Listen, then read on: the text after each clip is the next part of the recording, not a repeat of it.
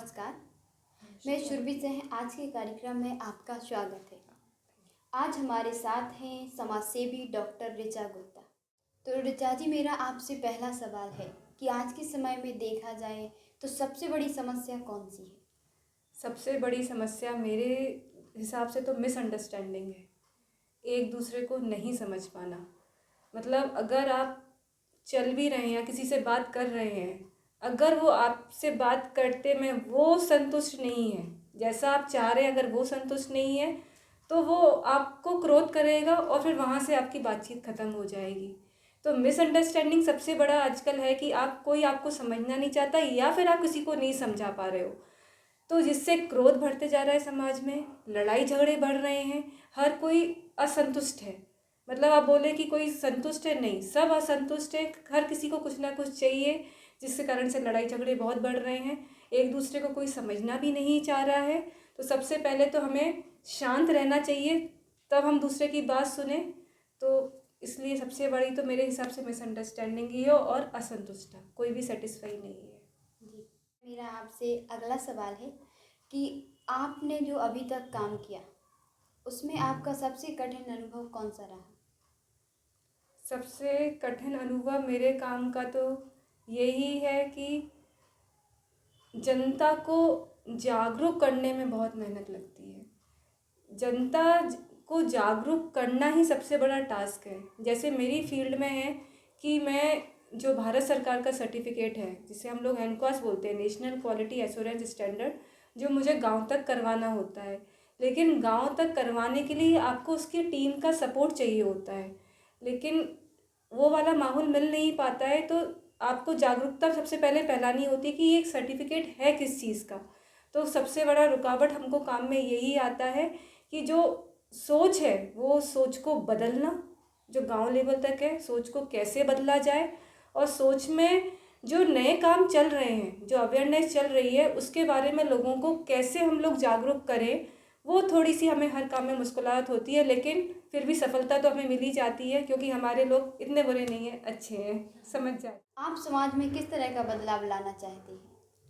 समाज में सबसे अच्छा बदलाव तो यही है कि सभी लोग प्रेम पूर्वक, शांति पूर्वक रहें।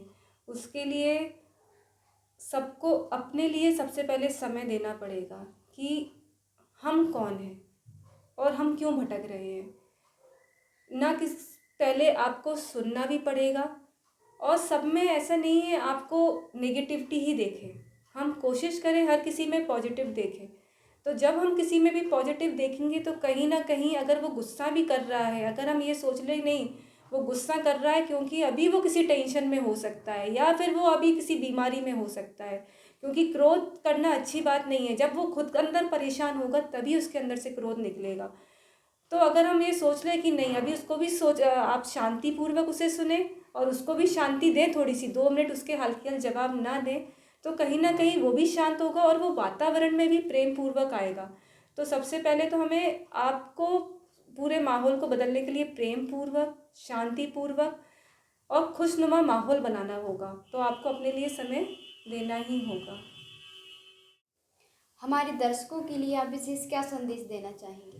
मैं सभी को ये संदेश दूंगी कि आप लोग सभी लोग अपने शरीर पर बहुत ज़्यादा ध्यान देते हैं कि हमको ये आवश्यकता है, हमको ये एग्जाम्पल, हम लोग शॉपिंग करने जाते हैं तो हम कपड़े भी अपनी पसंद के पहनना पसंद करते हैं कि हम लोग ये खरीदें वो खरीदें।